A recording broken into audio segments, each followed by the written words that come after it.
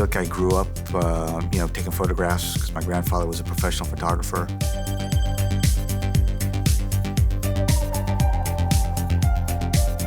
He got called onto the job. She ended up striking a rapport with him, and because he wasn't the established or pushy whatever photographer, that she was around more often than not, she selected him to be her personal photographer in the time leading up to her around-the-world flight.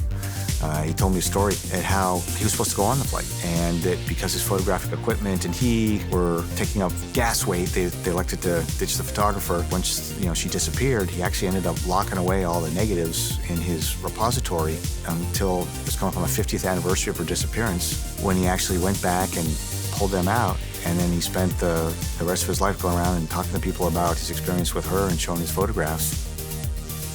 And so, I have fond memories of being a young kid in his dark room and watching, paper go through and get exposed, and then have the images come to life in the pan, and then drying them out, and just the old school photography. And so I grew up my whole life just taking photographs, trying to capture the beauty of the moment or the scene to be able to share with other people.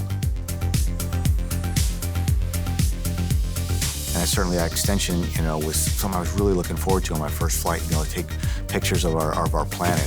And I was not, disappointed with the view. You could sit there all day, every orbit, and take pictures. You don't go over the same part of the Earth, every orbit, because the Earth's moving. And by the next time you come over that same piece of the Earth, guess what? The weather's changed, or it's nighttime. And now it's a completely different place. And so every orbit was different, every place was different, and it never, ever got old. And that's the reason why I'm really looking forward to the long-duration mission, the opportunity to be able to have more time to look at our beautiful planet, try and capture those images that I can share with people that have put me in that position to do that. I'm Randy Bresnik, and I'm fortunate enough to be one of your astronauts.